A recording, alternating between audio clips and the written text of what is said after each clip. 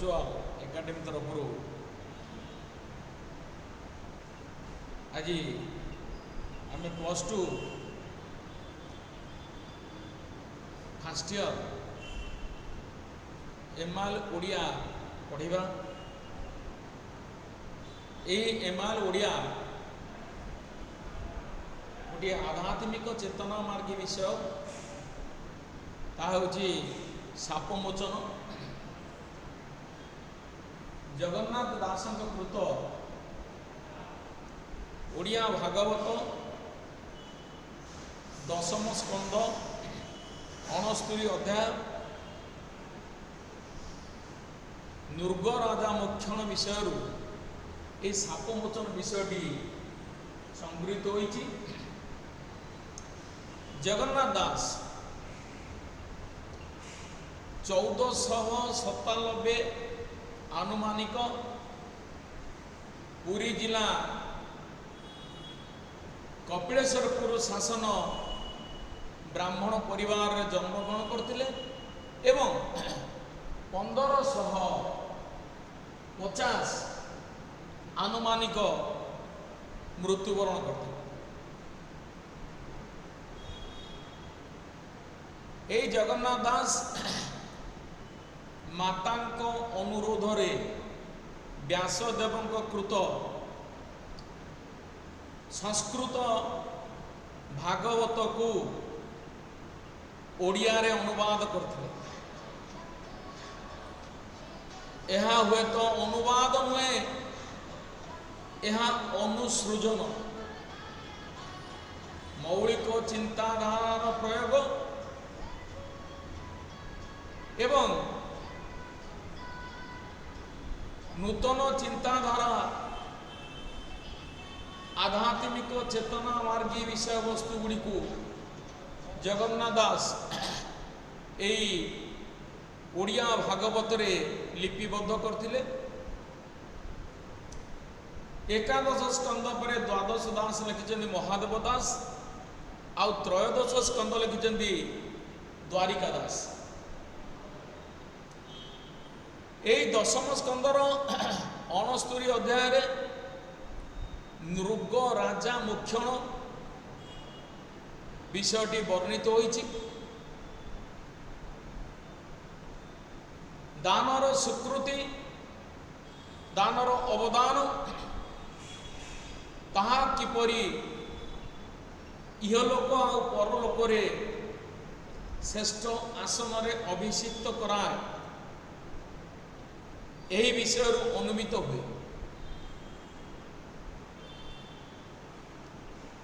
भागवत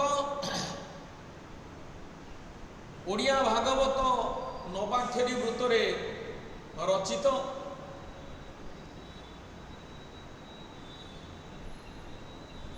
जगन्नाथ दास पंचसखांकर सर्वकनिष्ठ थिले। यही पंचसखा जुगरे ओडिया साहित्य एवं आध्यात्मिक चेतना बहु ऊर्ध्व को जाइथिला। जाति प्रथार विलोप कुसंस्कार विलोप एवं सर्वश्रेष्ठ प्रत्येक हृदय रे आध्यात्मिक चेतना को जागृत करिबा पंचसखांकर प्रथम कर्तव्य थे। ये पंचसखा किए?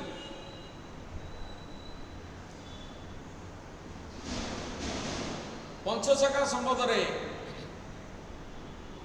डॉक्टर बंशीधर महांती ओडिया साहित्य इतिहास रे लिखिचंदी हेले आगम्य मंत्र जाने जसवंत गारकटा मंत्र जाने अनंत आगत नागत अच्युत भणे बलराम दास तत्व बखाणी भक्ति कथा जानई जगन्नाथ पंचसखाए ओडिया महंत। पंचसखा को केतेक पंचशाखा बोली कहता जगन्नाथ रूपी ब्रह्मतत्व वृक्षर ये 5 जन होचंदी शाखा सदृश।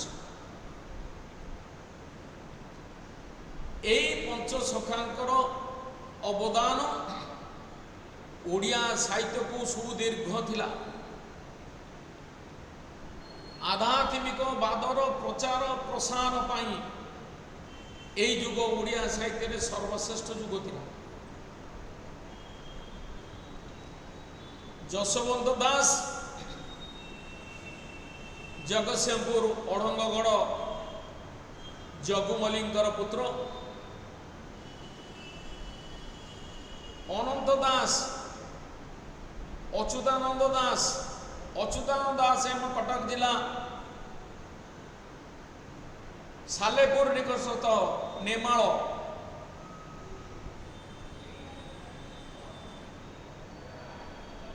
बलराम दास आउ रहिले जगन्नाथ दास, एमानकर साहित्य प्रत्येक हृदय रे भगवत चेतना जागृत करता। ताहारी प्रेरणा मानव हृदयर प्रत्येक स्पंदन रे जागृत होता भगवत चेतना। ओडिशार पुरपल्ली रे भागवत टुंगी प्रत्येक दिन सेठारे भागवत पारायण करा जाउथिला। सेही पंचसखा जुगर गोटे छवि थिला। ब्राह्मण माने ही संस्कृत भागवत को पाठ करिवे, जहाँ व्यासदेव लिखिथिले। एही व्यासदेव को लिखित संस्कृत भागवत निर्मिनेशन रे अमृत पान कला परि समस्त जनमानस हृदय रे प्लावित होते। ब्राह्मण माने तत्काल समाज रे वेद अध्ययन करथिले, संस्कृत पाठ करथिले एवं एही बाबद को लोक मानकटारू किछि पाउना नथि। जे पाउना न दे पारे से भागवत शुणी पारिबो। जगन्नाथ दासंकर माँ पद्मावती देवी अनुरोध करथिले पुओ को, जदि एई संस्कृत भाषा रो ओडिया भाषा को अनुवाद होई पारंता ताहले भागवत पुरपल्ली रे प्रचार होइता। बिना टंकारे बिना पाउनारे लोक माने ए भागवत पढ़ी पार शुणी पारती, हृदयगम करि पार। मांकर अभिलाष जगन्नाथ दास ता पूर्ण करथिले। व्यासदेव कृत संस्कृत भागवत को ओडिया रे अनुवाद करथिले। भाव ज्ञान ब्रह्म तत्व यही सम्मिश्रण रे जो उपादेय ग्रंथटी लेखा जाइथिला ताहा मानव हृदय को भगवत प्रेम रे प्लावित करथिला।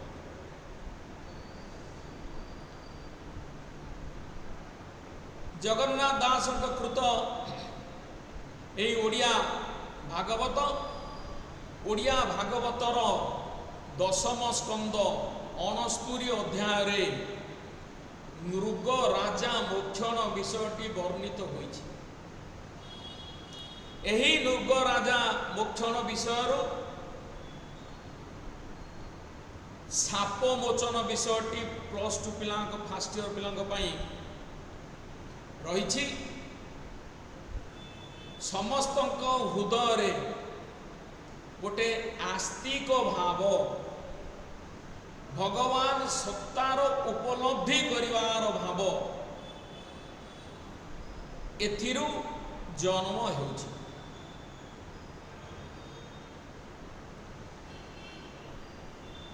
भागवतर सृष्टि संबंध रे କିୟଦଂଶ ଯେତେବେଳେ ଭଗବାନ ବ୍ୟାସଦେବ ନାରଦଙ୍କ ଠାରୁ ଶୁଣିବା ପରେ ଭାବର ବ୍ୟକ୍ତ କରିବା ପାଇଁ ଭାଗବତ ରଚନା କଲେ। ଏହି ଭାଗବତକୁ ସେ ନିଜର ପୁତ୍ର ଶୁକଦେବଙ୍କୁ ପ୍ରଦାନ କଲେ।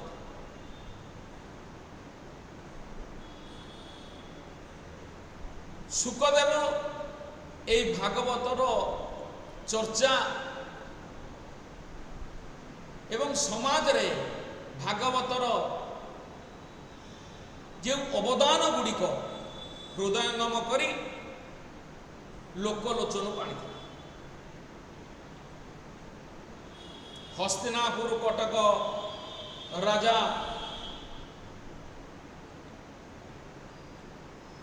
ପରୀକ୍ଷିତ ଯେ ଥିଲେ ଅର୍ଜୁନଙ୍କର ନାତି ଆଉ ଅଭିମନ୍ୟୁଙ୍କର ପୁତ୍ର। ପରୀକ୍ଷିତ ମହର୍ଷି ପରୀକ୍ଷିତ ମହାରାଜ ଦିନେ ପାରିଧିକୁ ଯାଇଥିଲେ। ହରିଣଟାକୁ ଶରବିଦ୍ଧ କରିଛନ୍ତି। ହରିଣଟି କ୍ଷିପ୍ର ଗତିରେ ଦୌଡୁଛି। ପଛେ ପଛେ ରାଜା ଧାବମାନ ଅବସ୍ଥାରେ ଦେଖିଲେ ହରିଣଟି କୁଆଡ଼େ ଚାଲିଗଲା। ତପସ୍ୟାରତ ଥିବା ଶମିକ ଋଷିଙ୍କୁ ପଚାରିଲେ, ହେ ମହର୍ଷି, ଶରବିଦ୍ଧ ଏକ ହରିଣଟି ଏ ବାଟେ ଗଲା କି? ମହର୍ଷି କିଛି ଉତ୍ତର ଦେଲେନି। ଦ୍ୱିତୀୟବାର ମଧ୍ୟ ପଚାରିଲେ, ହେ ମହର୍ଷି, ଶରବିଦ୍ଧ ହେଉଥିବା ହରିଣଟି ଏ ବାଟେ ଗଲା କି? ସେ କିଛି କହିଲେ ନାହିଁ। ସେ ତ ଭଗବତ ଚେତନାରେ ତପସ୍ୟାରତ ଅଛନ୍ତି। ଶେଷରେ କିଛି ନ କହିବାରୁ ଏକ ମୃତ ସର୍ପକୁ ଆଣି ତାଙ୍କ ବେକରେ ଗୁଳେଇ ଦେଇ ଚାଲିଗଲେ। ଶମିକ ଋଷିଙ୍କର ପୁତ୍ର ହେଲେ ଶୃଙ୍ଗି। ତେଜିୟାନ ବ୍ରହ୍ମ ତତ୍ତ୍ୱବିତ୍ ତପସ୍ୟାର ଶେଷ ସୀମାରେ ଆସି ପହଞ୍ଚି ବାପାଙ୍କୁ ପ୍ରଣିପାତ କରିବାରେ ଦେଖିଲେ ମୃତ ସର୍ପ। ଆଶ୍ଚର୍ଯ୍ୟ ହେଲେ। ଯୋଗରେ ବସିଲେ ଜାଣିଥିଲେ ପରୀକ୍ଷିତ ମହାରାଜ ଏ କୁକାର୍ଯ୍ୟ କରିଛନ୍ତି। ତେଣୁ ଅଭିଶାପ ଦେଲେ 7 ଦିନ ଭିତରେ ତକ୍ଷକ ନାଗ ତାଙ୍କୁ ଦଂଶନ କଲେ।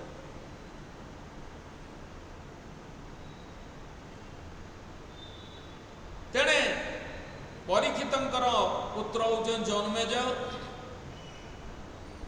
ଜନ୍ମେଜୟ ବାପାଙ୍କୁ ଗୋଟିଏ କୁଟୀର ନିର୍ମାଣ କରି ସେଠାରେ ଶୁକଦେବଙ୍କ ଦ୍ୱାରା ଭଗବତ ଚର୍ଚ୍ଚାରେ ନିବିଡ଼ ଭାବରେ ନିୟୋଜିତ କରିଛନ୍ତି। ଏହି ଭଗବତ ପାରାୟଣ ହେଉଥିବା ବେଳେ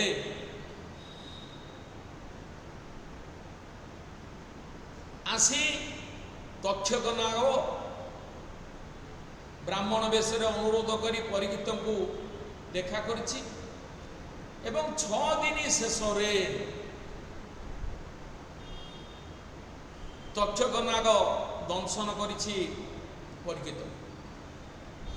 ଏହି ଶୁକ ଆଉ ପରୀକ୍ଷିତଙ୍କର ସମ୍ବାଦ କଥୋପକଥନ ପ୍ରଶ୍ନ ଉତ୍ତର ଛଳରେ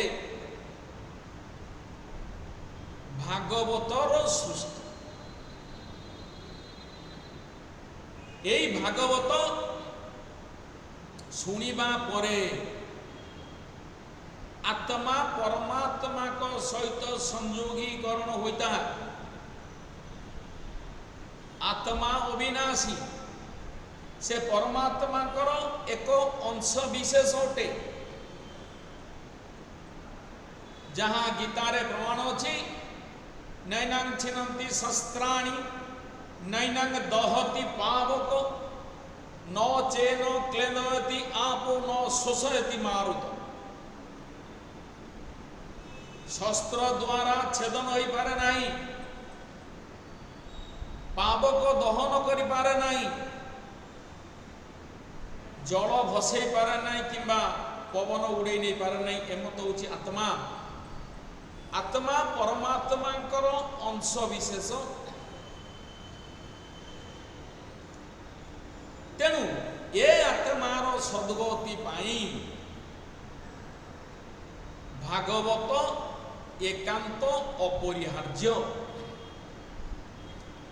रात्र समय भागवत जे आलोचना करे बा शुणे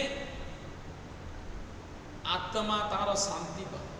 परिशेष मनुष्यर मृत्यु पर मध्य चतुर्दश दिवस रे ब्राह्मण वैष्णव मेलारे भागवत चर्चा हुए। भागवतर एकादश स्कंद अष्टम अध्याय ठारू जो 24 गुरुंकर उपादेय गुड़िक वर्णित होइछि ताहार पठन रे आत्मा परमात्मा का संगरे मिसी जाए।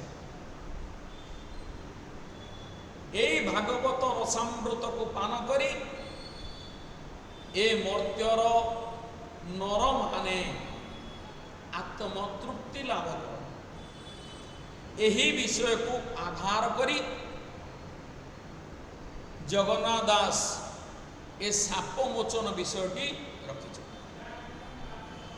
यही साप मोचन विषय रे आमे पुंखानुपुंखिक भावे आलोचना करिबा। जेहेतु +2 फर्स्ट ईयर पिला पे यह रही यह एक आध्यात्मिक चेतना मार्ग विषय। ए कवितार प्रारंभ रे आमे देखिबा जगन्नाथ दास कृत ओडिया भागवतर केते गुड़िए पंक्ति रही। यहाँ उपादेय भाव रे ग्रहण करा जाए। यही जगन्नाथ दास भागवत शैवागम मुर्गुणी स्तुति कालिय दलन अर्थ कोइली तुला वीणा गुप्त भागवत दारु ब्रह्म गीता ध्रुव चरित गुंडीचा विजय श्री रामचंद्रिका अनेक भजन जनाण तथा संस्कृत भाषा रे 5 गोटी रचना जगन्नाथ दास नाम रे नामित होई अछि। जगन्नाथ दासंकर ए जो सृष्टि गुड़िक ताहा नर समाज पाई एक उपादेय ग्रंथ भाव उपलब्धि हुए। कवितार प्रारंभ रे कवि कहले सुन राजन सावधाने द्वारकापुर एक दिने कृष्ण कुमार छंती जेते कहिबा एक एक केते। ये जो कहले सुन राजन सावधाने राजा किए राजा हेले परीक्षित अर्जुनकर नाती अभिमन्युकर पुत्र से होचन परीक्षित। परीक्षित को सुक कहउछ। सुक मुनि कहउचंती जे हे राजा तुम्हें सावधान भाव रे सुन। गोटिए दिन रे द्वारकापुर कृष्ण कुमार माने कौन कर ना प्रद्युम्न सांब आदि मिली बने करती नाना केली। प्रद्युम्न सांब जदुवंशीय बालक माने बनरे नाना केली कर। किछि समय उपगत होला परे अनेक बेल क्रीड़ा करी तृषिते लोड़ुछंती बारी। किछि समय खेली सारिबा परे तृषिते लोड़ुछंती बारी। तृषा हेबारु बा शोष हेबारु से माने बारी कहले पानीर अनुसंधान करुछन। हेमंत जलपान सदे कूप देखिले वन मध्य यही जलपान करिबा पाई ପ୍ରଦ୍ୟୁମ୍ନ ଶାମ୍ବ ଏବଂ ଯଦୁବଂଶୀୟ ବାଳକମାନେ ବୁଲୁଥିବା ବେଳେ ଗୋଟିଏ କୂପ ଦେଖିଲେ ଅରଣ୍ୟ ମଧ୍ୟରେ। ତୃଣ ଗହଳ ଅନ୍ଧକାରେ ଅଦ୍ଭୁତ ଜନ୍ତୁ ତା ଭିତରେ। ସେ କୂଅଟି କଣ ହେଇଛି ନା ଅବ୍ୟବାର୍ଯ୍ୟ ହୋଇଥିବାରୁ ତୃଣ ଗହଳ ହୋଇଯାଇଛି, ଅନ୍ଧକାର ହୋଇଯାଇଛି ସେ କୂପଟି। ତୃଣ ଗହଳ ଅନ୍ଧକାରେ ଅଦ୍ଭୁତ ଜନ୍ତୁ ତା ଭିତରେ। ସେତିକି ହେଇନି, ତା ଦେହରେ ଗୋଟେ ଅଦ୍ଭୁତ ଜନ୍ତୁଟିଏ ରହିଛି, ଦିଶଇ ପର୍ବତ ସଦୃଶ୍ୟ, ଦେଖି ଚିହ୍ନିଲେ କୃକଲାସ। କେମିତି ଦେଖାଯାଉଛି ନା ପର୍ବତ ଭଳିଆ। କୃଷ୍ଣ କୁମାର ଆଉ ଯଦୁବଂଶୀୟ ବାଳକମାନେ ତାକୁ ଚିହ୍ନିଲେ, ଇଏ ହେଉଛି ଗୋଟିଏ କୃକଲାସ। କୃକଲାସ କହିଲେ ବୃହତ୍ତମ ଏଣ୍ଡୁଅ। ବିସ୍ମିତେ ଏକ ଆରେ ଚାହିଁ ବୋଲନ୍ତି ଅଙ୍ଗୁଳି ଦେଖାଇ, ଦଣ୍ଡେ ବିଚାରି ଯତ୍ନ କରି ବୋଲନ୍ତି ଦେଖିବା ଉଧରି। କୃଷ୍ଣ କୁମାର ଓ ଯଦୁବଂଶୀୟ ବାଳକମାନେ ଚାହିଁଲେ ଏଇ ଯୋଉ କୃକଲାସଟି ଏଇ କୂପ ମଧ୍ୟରେ ଅଛି, ଆମେ ଆକୁ ଉଦ୍ଧାର କରିଦେବା, ବାହାରକୁ କାଢ଼ିଦେବା। ଏତେ ବିଚାରି ଦୟା ବଇ ଲାଙ୍ଗୁଡ଼େ ଦଉଡ଼ି ଲଗାଇ, ତୃଣ ବକଳ ଚର୍ମ ମାସି ନିବିଡ଼େ ବାନ୍ଧିଲେ ଆକର୍ଷ। ଏତେ ବିଚାର କଲେ ତୃଣ ବକଳ ଆଉ କିଛି ଚମଡ଼ା ସେଠି ପଡ଼େ, ଏଗୁଡ଼ିକୁ ସଂଗୃହୀତ କରି ଗୋଟେ ଦୌଡ଼ା କରି ସେଇ କୃକଲାସର ଲାଙ୍ଗୁଡ଼ରେ ତାକୁ ବାନ୍ଧିଲେ। ଯେଉଁ ପ୍ରକାରରେ ହେଉ କୃକଲାସକୁ ସେମାନେ ବାହାରକୁ ଆଣିବା ପାଇଁ ପ୍ରଚେଷ୍ଟା କଲେ। ଟାଣନ୍ତି ଧରି ଜଣେ ଜଣ ନଚଳେ ତାହାର ଚରଣ, ଦେଖି ଚକିତ କୃଷ୍ଣ ବାଳେ ସର୍ବେ ଟାଣନ୍ତି ଏକାବେଳେ। କୃଷ୍ଣ ବାଳକମାନେ ସେହି ଦୌଡ଼ା ଦ୍ୱାରା କୃକଲାସକୁ ଟାଣିବାକୁ ଲାଗିଲେ, କିନ୍ତୁ କୃକଲାସ ଚରଣ ବି ଟିକେ ହଲିଲାନି। ଇଏ ତ ହେଉଛି ଐଶ୍ୱର୍ଯ୍ୟ ଖେଳାଳିଲା। ପୁନରପି ଜନମଂ ପୁନରପି ମରଣଂ, ପୁନରପି ଜନନୀ ଜଠରେ ଶୟନମ୍। ତେଣୁ ଐଶ୍ୱର୍ଯ୍ୟ ଖେଳାଳିଲା ବୁଝିବା ଶାମ୍ବ ଆଉ ପ୍ରଦ୍ୟୁମ୍ନ ପକ୍ଷେ ଅସମ୍ଭବ ଥିଲା। ତାପରେ ବି ସେମାନେ ବହୁ ପ୍ରଚେଷ୍ଟା କଲେ ଯେ କୃକଲାସକୁ ଏଇ କୂପ ମଧ୍ୟରୁ କିପରି କାଢ଼ିବେ। ତୀରେ ନଚଳେ କୃକଲାସ ଟାଣି ପାଇଲେ ସର୍ବେ ତ୍ରାସ। ଯେତେବେଳେ କୃକଲାସ ଜମା ଚାଲିଲା, ସମସ୍ତଙ୍କ ମନରେ ଗୋଟେ ତ୍ରାସ କହିଲେ ଭୟ ଗୋଟେ ଉତ୍ପନ୍ନ ହେଲା ଯେ ଗୋଟେ ସାଧାରଣ ଏଣ୍ଡୁଅଟା, ଆମେ ପୁଣି କୃଷ୍ଣଙ୍କର କୁମାର, ଯଦୁବଂଶୀୟ ବାଳକ ଏମାନେ ଅଛନ୍ତି, ଏତେ ପିଲା ଟାଣିଲା ପରେ ବି ସେ ବାହାରୁ ନାହିଁ। ପୁଣି ଧରନ୍ତି ବାହୁ ବଳେ ଟାଣନ୍ତେ କେବେ ନ ଚଳେ, ଏମତେ ବହୁ କ୍ଲେଶ ପାଇ ଏକ ଆରେକ ମୁଖ ଚାହିଁ। ତାପରେ ମଧ୍ୟ ସେମାନେ ପୁନର୍ବାର ଚେଷ୍ଟା କଲେ କିପରି କୃକଲାସକୁ ତା ଦେହରୁ କାଢ଼ିବେ। ଜଣେ ଅନ୍ୟ ଜଣଙ୍କୁ ମୁହଁକୁ ଅନଉଛି ଯେ ଆମେ ଯଦୁବଂଶୀୟ ବାଳକ, ଏମାନେ ହେଲେ ପ୍ରଦ୍ୟୁମ୍ନ ଶାମ୍ବ ଭଗବାନ କୃଷ୍ଣଙ୍କର ପୁତ୍ର। ଏମାନଙ୍କର ପ୍ରଚେଷ୍ଟାରେ ଯେତେବେଳେ କୃକଲାସ ପଦାକୁ ଆସୁନାହିଁ, ସେମାନଙ୍କ ମନରେ ଗୋଟେ ଖେଦ ଜାତ, ଗୋଟେ ତ୍ରାସ ଜାତ, ଗୋଟେ ଭୟ ଜାତ। ବୋଲନ୍ତି ଦେଖି ବିପରୀତ ଆମ୍ବର ବଳବୀର୍ଯ୍ୟ ହତ, ଟାଣନ୍ତେ ତୀରେ ନ ଚଳିଲା ଲାଜୁ ତ ମରଣ ବଳିଲା। ଆମର ବଳବୀର୍ଯ୍ୟ କୁଆଡ଼େ ହତ ହେଇଗଲା, ମରଣଠୁ ଏ ଲାଜ ଆହୁରି ବଳେଇଗଲା। ଯେତେବେଳେ ସମଗ୍ର ସମାଜ ଜାଣିବ, ଯେତେବେଳେ ଦ୍ୱାରକାପୁରର ଅଧିବାସୀ ମାନେ ଜାଣିବେ, ଯଦୁବଂଶୀୟ ଲୋକମାନେ ଜାଣିବେ, ସାଧାରଣ ଗୋଟିଏ ଏଣ୍ଡୁଅକୁ ଟାଣିବା ପାଇଁ କୃଷ୍ଣ କୁମାର ମାନେ ଅସମର୍ଥ ହେଲେ, ସେତେବେଳେ ଏ ଲାଜ ମରଣଠୁ ଆହୁରି ବଳିଯିବ। ଶ୍ରୀକୃଷ୍ଣ ବୀର୍ଯ୍ୟ ଆମ୍ଭ ଜନ୍ମ ଶୁଣି ହସିବେ ସର୍ବଜନ, ରିପୁ ହସିବେ ଏହା ଶୁଣି କିବା ବୋଲିବେ ଚକ୍ରପାଣି। ଆମେ ଶ୍ରୀକୃଷ୍ଣଙ୍କ ଠାରୁ ଜନ୍ମ ହେଇଛୁ, ଏହା ଶୁଣିବା ପରେ ଚକ୍ରପାଣି ହସିବେ। ଚକ୍ରପାଣିରେ ଯାହାର ସେ ଚକ୍ରପାଣି ହସିବେ, ରିପୁ ମାନେ ଶତ୍ରୁ ମାନେ କଣ ବୋଲିବେ। ତେଣୁ ଏ କଥାକୁ ହୃଦୟ ମଧ୍ୟରେ ଗୁଣି ଶାମ୍ବ ପ୍ରଦ୍ୟୁମ୍ନ ଆଦି ସମସ୍ତେ ମନରେ ଗୋଟେ ଭୟ ଉତ୍ପନ୍ନ ହେଲା ସମସ୍ତଙ୍କ ମନରେ।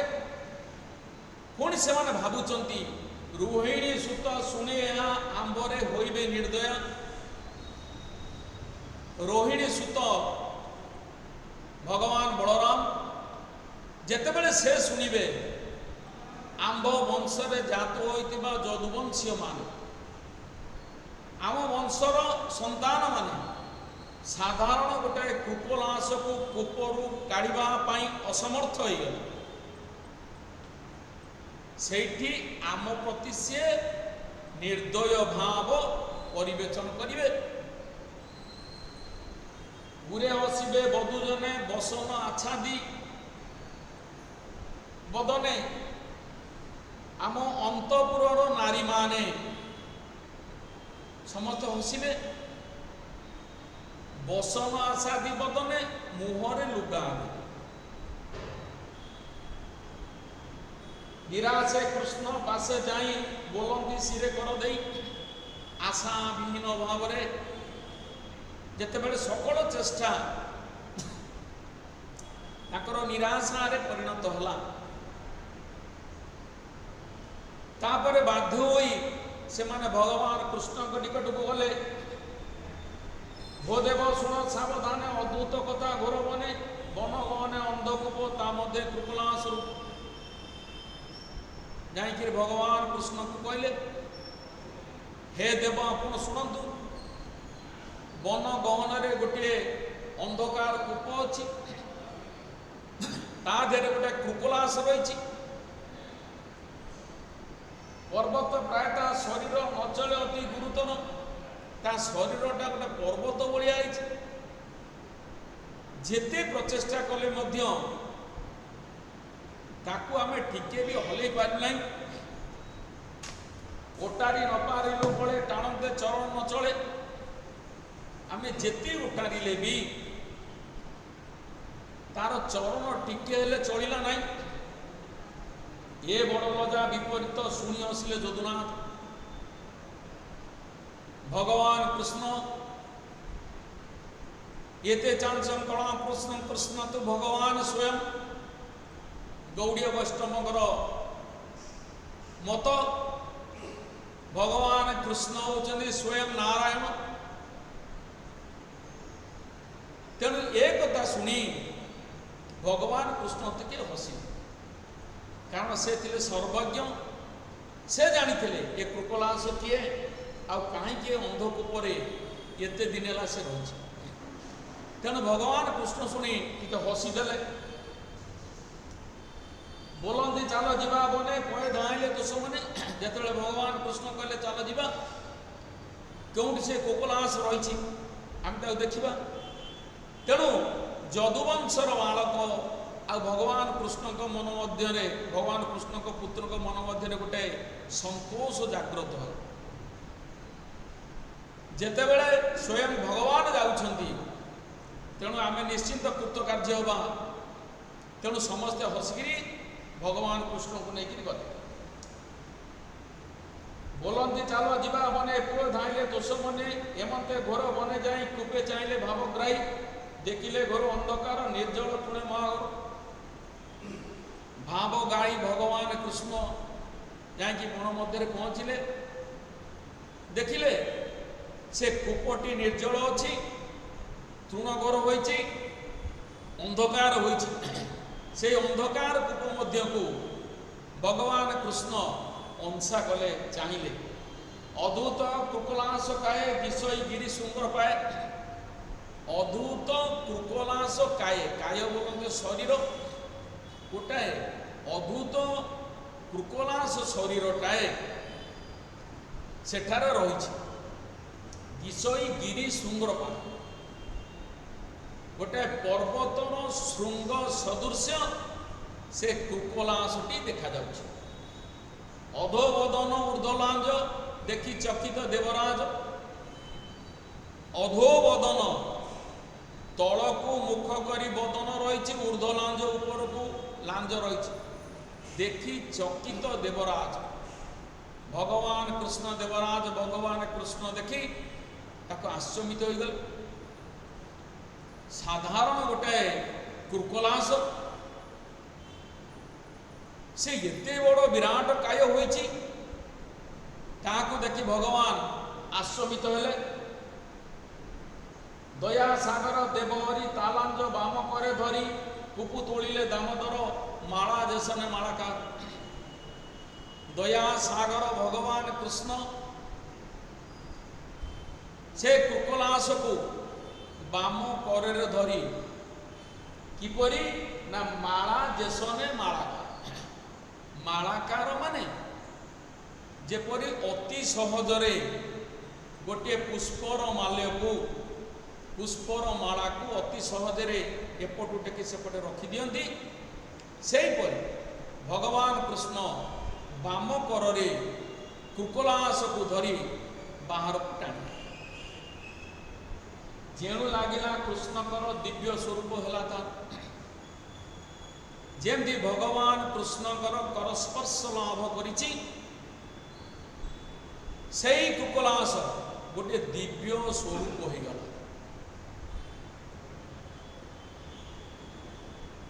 ଉଦୟ ଗିରିଶିକେ ଶଶୀ ଦେଶନେ ଗଗନ ପ୍ରକାଶୀ, ସୁଧ ସୁବର୍ଣ୍ଣ ଦେହ ଜଳି ଜଳ ଦେଶନେ ବିଦୁଳି। ଭଗବାନଙ୍କର କରସ୍ପର୍ଶ ଲାଗିବା ପରେ ଆକାଶରେ ଯେପରି ଚନ୍ଦ୍ର ଉଦୟ ହେଲେ ଶୋଭା ଦେଖାଯାଏ, ସୁଧ ସୁବର୍ଣ୍ଣ ଅତି ପ୍ରଜ୍ୱଳିତ ଦେଖାଯାଉଥିବା ସୁନା ପରି, ଜଳଦେ ଦେଶନେ ବିଜୁଳି। ଜଳଦ କହିଲେ ମେଘ, ଜଳ ଦାନ କରେ ଯେ ସେ, ମେଘ ମଧ୍ୟରେ ବିଜୁଳି ଯେପରି ପ୍ରତିଭାତ ହୁଏ, ବିଜୁଳିର ଶୋଭା ଯେପରି ଦେଖାଯାଏ, ଆଜି ଏଇ କୁକୁଲାଂଶର ଶୋଭା ସେଇଭଳି ଦେଖାଯାଉଛି। ଦିବ୍ୟ ବସନ ଗନ୍ଧମାଳ ଦେଖି ଚକିତ ନନ୍ଦବାଳ। ସାଧାରଣ ଗୋଟେ କୁକୁଲାଂଶ ଥିଲା, ସେ ଆଜି ଗୋଟେ ଦିବ୍ୟ ସ୍ୱରୂପ ଧାରଣ କରିଦେଲା। ଦିବ୍ୟ ବସନ, ପୁଣି ସୁନ୍ଦର ଫୁଲମାଳରେ ସଜ୍ଜିତ ହୋଇଛି, ତାହାକୁ ଦେଖି ନନ୍ଦ ଦୁଲାଳ ଭଗବାନ କୃଷ୍ଣ ଆଶ୍ଚର୍ଯ୍ୟିତ ହୋଇଗଲେ। ତାହା ଜାଣନ୍ତି କୃଷ୍ଣ ଏକେ ବିଖ୍ୟାତ ଅର୍ଥେ ନରଲୋକେ। ସେ ତ ସର୍ବଜ୍ଞ, ସେ ତ ଦିବ୍ୟ ଦ୍ରଷ୍ଟା, ସେ ତ ସ୍ୱୟଂ ଭଗବାନ, ସେ ସବୁ ଜାଣିଛନ୍ତି। କେବଳ ଲୀଳା ପ୍ରକଟ କରିବା ତାଙ୍କର କାମ ଥିଲା। ତେଣୁ ସେଇ କୃଷ୍ଣ ସବୁ ଜାଣିବା ପରେ ପଚାରିଛନ୍ତି, ତୁ ମହାଭାଗ ତାର ବଦନ ଚାହିଁ ହସି ପୁଛନ୍ତି ପ୍ରଭୁ ବ୍ରହ୍ମରାଶି। କୁକୁଲାଂଶରୁ ଯେତେବେଳେ ସେ ଗୋଟେ ସୁଧ ସୁବର୍ଣ୍ଣ ଦେହରେ ଅବତୀର୍ଣ୍ଣ ହେଲେ, ସେଇଠି ଭଗବାନ କୃଷ୍ଣ ତାଙ୍କୁ ପଚାରୁଛନ୍ତି, ତୁ ମହାଭାଗ ପୂର୍ଣ୍ଣ ଦେଇ ଦେବତା ପ୍ରାୟଣ ମଣଇ, ହେ ମହାଭାଗ, ହେ ମହାନ ଜନ, ମୁଁ ତୁମକୁ ଦେବତା ବୋଲି ଭାବୁଛି। କହ ତୁ କେବଳ ପୁରୁଷ କିମ୍ପା ହୋଇଲି କୁକୁଲାଂଶ, କି ପାପ ବଂଶୁ ଭୋଗ କରି ଶରୀର ଅନ୍ଧକୂପେ ଭରି। ସେଠି ପଚାରିଛନ୍ତି, ହେ ମହାଭାଗ, ତୁ ପ୍ରକାଶ କର, କାହିଁକି ଆଜି ଏ ବନ ଗହନ ଅନ୍ଧକାର କୂପ ମଧ୍ୟରେ କୁକୁଲାଂଶ ହୋଇଥିଲୁ? କେତେ କାଳୁ ଏଠାରେ ରହିଛୁ, ସେ କଥା ପରିପ୍ରକାଶ କର। ଏ କୂପେ ଅଛୁ କେତେ କାଳ, କହ ନ କରି ଅବହେଳ, ତୁଇ ତ ନୋ ପାପି ଜନ, କହ ଏ କେବଳ ବିଧାନ। अरे तू तो गोटे पापी लोक नुह, ये केवल विधान, ये कौ नियम? गोटे पापी हुए तो दंडित हो पारे, किंतु मु जहाँ अनुभव करुछि तू गोटे पापी जन नहु, ताहले काहीकि केते काल यही अंधकूपरे यही कृपलास रूप धरी रही से विषय तू परिप्रकाश कर। शुणीते योग्य जेबे मुई कह निर्भय चित्त होई, एमत कृष्ण पाठ्य शुणी आनंद कहे नृपमणि। भगवान कृष्ण ठारू ए कथा शुणिबा परे मृगराजा कहउछन्ति, आपण तो सर्वज्ञ सर्व विश्वव्यापी, आपण होउछन्ति परमात्मा, आपण को मु कौन जणाइबि? सिरे मुकुट रवि प्राय नमिला गोविंदर पाए। मृगराजांक शिरे जो मुकुटटी थिला रवि सम सूर्य सम तेज प्रकाश करते, सब किरीट भगवान कर पादरे मथानत। भोनाथ मृगराजा मुई इक्ष्वाक वंशे जात होई, हे भगवान कृष्ण हे नाथ मु होउछि मृगराजा, इक्ष्वाक वंशे मोर जात। जगत मध्य जेते दानी तांक मध्य मो अग्रणी। ए जगत रे जेते दानी माने अछन सेही सब दानी को मध्य रे मो अग्रणी। जीवन काल मध्य रे मु अनेक पुण्य काम करछि, अनेक दान ध्यान करछि। तू ता अछु भले जानी मुकी कहबी परिमाणी। भगवान कृष्ण को मृगराज कहते, हे भगवान कृष्ण तुमे ताहा भल कर जानी, मु कौन वर्णना कर? सर्वज्ञ लोक अन्य के किछि कहि पारे कि जे सचराचर विश्व को परिचालना करछथि, ताको पुणी मु कौन जणाइबी? सर्वभूतक आत्मा तुई, अशेष ज्ञान तोर तई। आपण होउचंदी सर्वभूतंकर आत्मा। भूत पांच, खित आप तेज मरुत व्योम। यही भूतंकर सर्वभूतंक आत्मा तुही, अशेष ज्ञान तोर तई। ये पंचभूत रे तैयारी ये शरीर को परिचालना करिबा पाई परमात्मा ठारू एक आत्मार सृष्टि है। सही आत्मा ही ये पंचभूत रे तैयारी देह को परिचालना कर।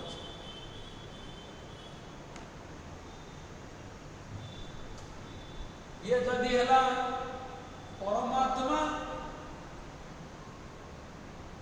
ताले ये माने आत्मा, ये पिला पूर्ण ब्रह्म। वेदर अच्छी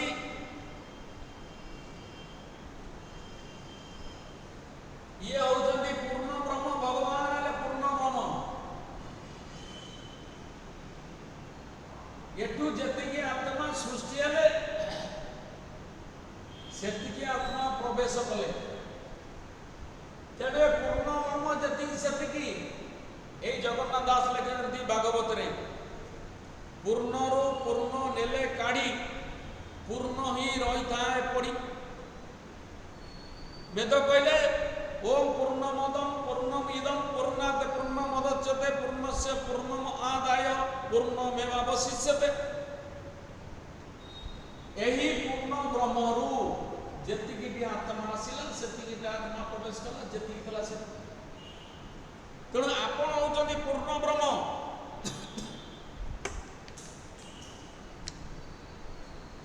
आपण सर्वश्रेष्ठ विज्ञ, ଆପଣ ପୁଣି ମୋତେ ପଚାରୁଛନ୍ତି, ତେଣୁ ଯାହା ମୁଁ ଜାଣିଛି ସେତିକି ବିଷୟରେ କହିବି। ତୁ ନାଥ ଭଲେ ଏହା ଜାଣୁ କେବଳ ମୋତେ ପରିମାଣ ତଥାପି ଆଜ୍ଞା ଘେନିସିରେ କହିବି ତୋର ଛାମୁରେ। ଯେଣୁ ଆପଣ ମୋତେ ଆଦେଶ ଦେଇଛନ୍ତି,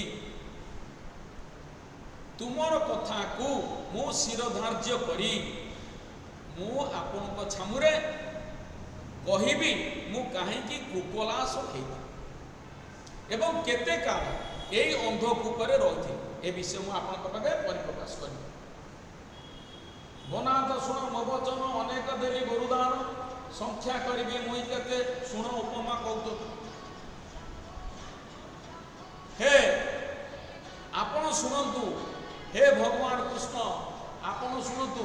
ମୁଁ କହୁଛି ମୋ ଜୀବନରେ ମୁଁ ଅନେକ ଗୁଡ଼ିଏ ଦାନ କରିଛି, ସେଥିମଧ୍ୟରୁ ଗୋଦାନ ସର୍ବଶ୍ରେଷ୍ଠ। ସଂଖ୍ୟା କରିବି ମୁଇଁ କେତେ ଶୁଣୁ ଉପମା କହୁତତେ।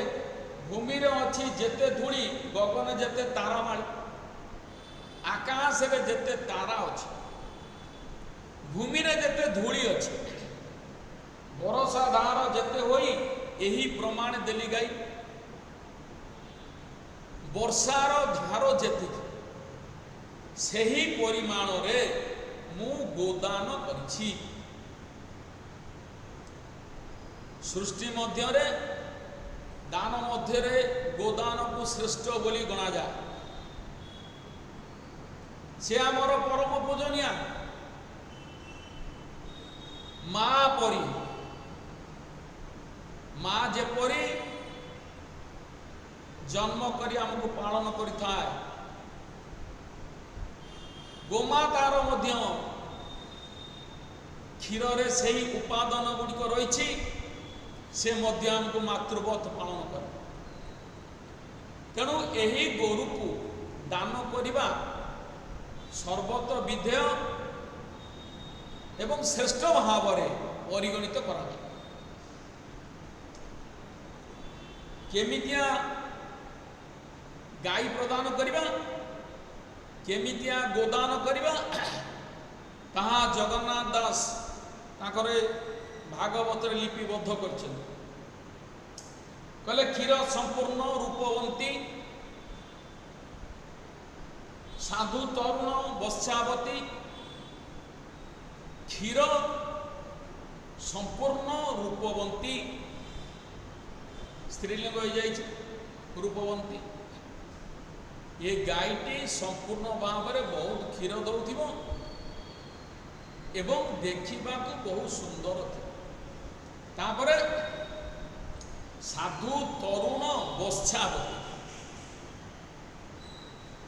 ତରୁଣ ଥିବ ଏବଂ ସାଧୁ ସରଳ ଥିବ।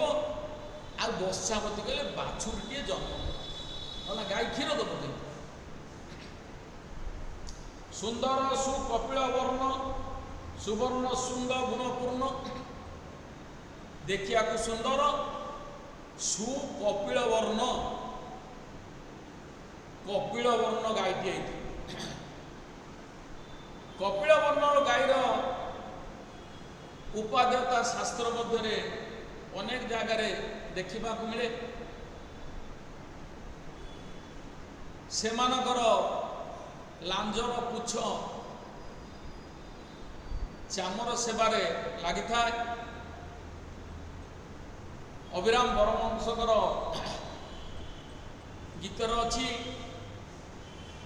କପିଳ ବର୍ଣ୍ଣର ଗାଈ ସେ ସଦା ସର୍ବଦା ଯୁବା, ଷଡ଼ ମୁଖ ତିନି ଲୋଚନ ଏକ ପାଦରେ ଉଭା।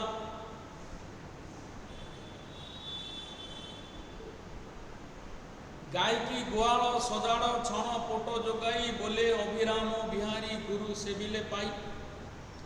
এই ସୁନ୍ଦର ସୁକପିଳ ବର୍ଣ୍ଣ ଗାଈ ପ୍ରତ୍ୟେକଟି ଲୋମ ମୂଳରେ ସମସ୍ତ ଦେବତା ମାନେ ବିରାଜମାନ କରିଥାନ୍ତି। ଖୁରାରେ ରଞ୍ଜତ ଖଜଣି ଉଚିତ ଧନେ ତାହା କିଣି। ମୁଁ ରାଜା ବୋଲି ଯେ ପ୍ରଜାମାନଙ୍କ ଠାରୁ ଗାଈଟାକୁ ଅପହରଣ କରି ଆଣିବି, ଜବରଦସ୍ତି ଛଡ଼େଇ ଆଣିବେ ତା ନୁହେଁ। ଉଚିତ ଧନରେ ତାହା କିଣିକିରି ଆଣିବି, ତାଙ୍କ ଖୁରାରେ ରଜତ ଖଞ୍ଜଣି ଗୁଡ଼ିକ ରଖିଥିବି। ଦୋନ ଅର୍ଥ କାଂସ୍ୟ ପାତ୍ର, ବସ୍ତ୍ର, କୁସୁମ ମାଳ ପାତ୍ର। ଆଉ କ'ଣ ଦିଏ? ଏ ଗାଈ ଦେଲା ପରେ ଆଉ କ'ଣ ଦେବି ନା ଦୋହନ ଅର୍ଥେ କାଂସ୍ୟ ପାତ୍ର, ଦୁଇଁବା ପାଇଁ, ଗୋଦୋହନ କରିବା ପାଇଁ କଂସାର ପାତ୍ର, ଆଉ ବସ୍ତ୍ର, କୁସୁମ ମାଳ ଗାତ୍ର। ବସ୍ତ୍ର ଦିଏ, କୁସୁମ ମାଳ ଫୁଲମାଳ ମଧ୍ୟ ପ୍ରଦାନ। ଗନ୍ଧ ଚନ୍ଦନ ମାଳ ସାଜି ଷଡ଼ଗ୍ରେ ବିପ୍ର ପାଦ ପୂଜି। ଗନ୍ଧ ଚନ୍ଦନ ପୁଷ୍ପମାଳ ଅର୍ପଣ କରି ଷଡ଼ାର୍ଘ୍ୟରେ ବିପ୍ରମାନଙ୍କ ପାଦ ପୂଜା କରେ। କାରଣ ଗାଈଟିକୁ ମୁଁ ଗୋଟିଏ ନୈଷ୍ଠିକ ବ୍ରାହ୍ମଣକୁ ଦିଏ। ଜନ୍ମାନାତ୍ ଜାତ ଶ୍ରୁଦ୍ଧ ସଂସ୍କାରାତ୍ ଦ୍ୱିଜ ଉଚ୍ୟତେ ବେଦଭ୍ୟାସେ ଭବେତ୍ ବିପ୍ର ବ୍ରହ୍ମ ଜାନାତି ବ୍ରାହ୍ମ। ଏହି ବିପ୍ରମାନଙ୍କର ପଦ ଧୌତ କରି ଷଡ଼ାଗ୍ରରେ ପୂଜା କରି ଗନ୍ଧମାଳ ଦେଇ ମୁଁ ଗାଈ ଦାନ କରେ। କେମିତିଆ ବିପ୍ରକୁ ଦିଏ? ଜଗନ୍ନାଥ ଦାସଙ୍କର ଯେଉଁ ଲେଖା ତାହା ସମସ୍ତ ସନ୍ଦେହକୁ ମୋଚନ କରିଥାଏ। ମନ ଭିତରେ କୌଣସି ଖେଦ ସେ ରଖିବାକୁ ପ୍ରଚେଷ୍ଟା କରିନାହିଁ। ତେଣୁ ସେ କହୁଛନ୍ତି ଗାଈ ଦେଲି, କେମିତିଆ ଗାଈ ଦେଲି, ଗାଈ ସାଙ୍ଗରେ ଆଉ କ'ଣ ଦେଲି, ଗାଈ କାହାକୁ ଦେଲି ଏବଂ ସେ ଲୋକଟି କିପରି। କହିଲେ ବରିଲେ ଯେମନ୍ତ ବ୍ରାହ୍ମଣ ଭନାତ ସାବଧାନେ ଶୁଣ। ମୁଁ ଯେଉଁ ବ୍ରାହ୍ମଣକୁ ଦେଲି, ହେ ନାଥ ତୁମେ ଶୁଣ, ମୁଁ କେମିତିଆ ବ୍ରାହ୍ମଣକୁ ଏ ଗାଈ ଦାନ କରିଛି। ଯୁବା ସୁଗୁଣ ସାଧୁଶୀଳ ଦରିଦ୍ର କୁଟୁମ୍ବ ଗହଳ। ସେ ବ୍ରାହ୍ମଣ ଯୁବା ସାଧୁ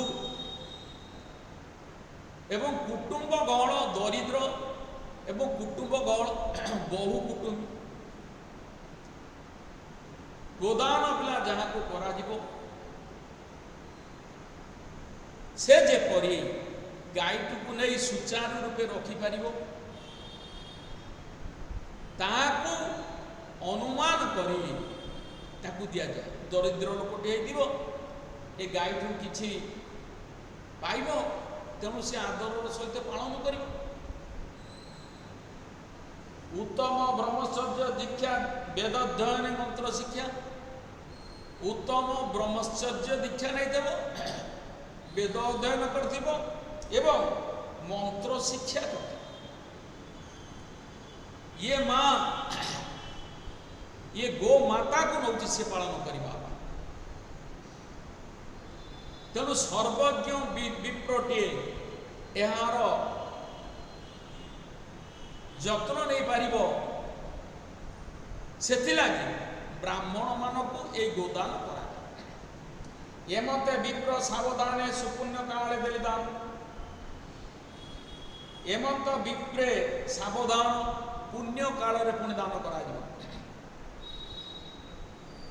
ପବିତ୍ର ଦିବସରେ ପୁଣ୍ୟ କାଳରେ ଏହି ବ୍ରାହ୍ମଣ ମାନଙ୍କୁ ଗୋଦାନ କରାଯାଏ। ଅଧିକ ଦାନ ଦେଲି ଯେତେ ଶୁଣ କହିବା ତୋ ବ୍ରତେ। ମୁଁ ଆଉ କ'ଣ ଦେଇଛି? ଗୋଦାନ ପରେ ଆଉ କିଛି ମୁଁ ଦାନ କରିଛି, ସେ ବିଷୟରେ ଆପଣଙ୍କୁ ମୁଁ କହୁଛି। ଗୋ ଚର୍ମ ମାପେ ଭୂମି ଦାନ ସୁଧ ସୁବର୍ଣ୍ଣ ଆୟତନ। ଗୋ ଚର୍ମ ମାପରେ ଭୂମି ଦାନ ଦେଇଛି, ସୁଧ ସୁବର୍ଣ୍ଣ ଦେଇଛି। ଗଜ ତୁରଗ କନ୍ୟା ଦାସୀ ତିଳ ପର୍ବତ ଧାନ ରାଶି। ଗଜ ଦେଇଛି, ତୁରଗ କହିଲେ ଘୋଡ଼ା, ଗଜ କହିଲେ ହାତୀ, କନ୍ୟା ଦାସୀ ଏଗୁଡ଼ିକ ମଧ୍ୟ ମୁଁ ଦେଇଛି। ଭୋଗ୍ୟ ସମ୍ପୂର୍ଣ୍ଣ ସୁଖସଜ୍ଜା ବସ୍ତ୍ରଭୂଷଣ ବଳିବଜା। ସୁନ୍ଦର ବସନ ଭୋଜନ এগুড়িক মধ্যে মু প্রদান করেছি। যজ্ঞে সুবর্ণ রথ যেতে সংখ্যারে কহিবু কেতে, সুবর্ণ রথ মু এগুড়িক যে দান গুড়িক করেছি সংখ্যারে কহিবনি মু এতে দান করেছি। দেব মন্দিরে জল অন্ন সুমিষ্ট পবিত্র ভোজন, পবিত্র ক্ষেত্রে দেবতা ମାନଙ୍କ ক্ষেত্রে মন্দিরে মু সুমিষ্ট অন্ন ভোজন করে দিয়েছি। এমতে নানা দান করে কিঞ্চিতে পাপ মু আছে, এইপরি মু অনেক দান দেলি কিন্তু কিছু পাপ মু আচরণ করতে মো অজাণতা মু ন জানিপারি কিছু পাপ করেছি। সে পাপ কোণ? ব্রাহ্মণ দান নেলা গাই ফিটি বসিলা গোষ্ঠে যাই অজ্ঞানে ন জানি প্রভাতে দান মদেলি বিপ্রস্ত। জৈনিক ব্রাহ্মণକୁ ମୁଁ ଗୋଟେ ଗାଈ ଦାନ ଦେଲି, ସେ ବ୍ରାହ୍ମଣର ଗାଈ ବ୍ରାହ୍ମଣଠାରୁ ଖସି ଆସି ପୁଣି ମୋ ଗୋଠରେ ରହିଲା ଏବଂ ମୁଁ ନ ଜାଣିପାରି ଯେଉଁଠାରେ ଲକ୍ଷ ଲକ୍ଷ ଗାଈ ଦାନ ହେଉଛି କେଉଁ ଗାଈ ଆସିଲା କେଉଁଠି ରହିଲା ତାହା ରାଜା କେମିତି ଜାଣିବେ? ନ ଜାଣିପାରି ସେଇ ଗାଈକୁ ଆଉ ଗୋଟିଏ ବ୍ରାହ୍ମଣକୁ ଦାନ ଦେଇଛି। ବ୍ରାହ୍ମଣ ଦାନ ନେଲା ଗାଈ ଫିଟି ବସିଲା ଗୋଷ୍ଠେ ଗାଈ ଅଜ୍ଞାନେ ନ ଜାଣି ପ୍ରଭାତେ ଦାନ ମୁଁ ଦେଲି ବିପ୍ର ହସ୍ତେ। ବ୍ରାହ୍ମଣ ଧେନୁ ଘେନି ଜାଣତେ ବିପ୍ର ଦେଖିଲା ରାଜପତି।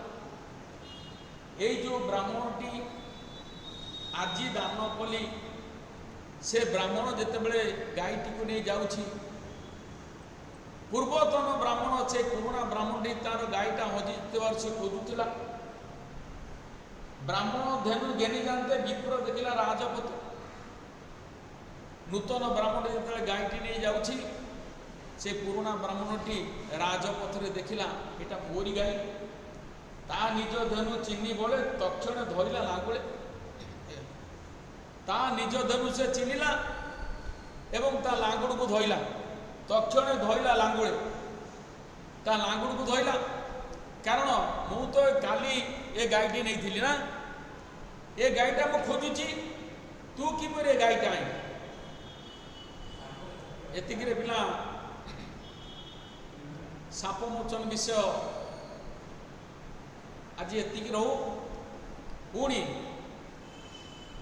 आर क्लास रे आमे विषयटी संपूर्ण करिबा। भगवत चिंतन, भगवान कृष्णकर नाम ध्यान, जहाँ दीनकृष्ण दास रचित कृष्ण नाम रे पाप क्षय जेते करी न पारे पापी पाप सेते। भगवान कृष्ण को स्मरण करिबा, नाम कीर्तन करिबा ए जीवर परम काम्य। जय भगवान।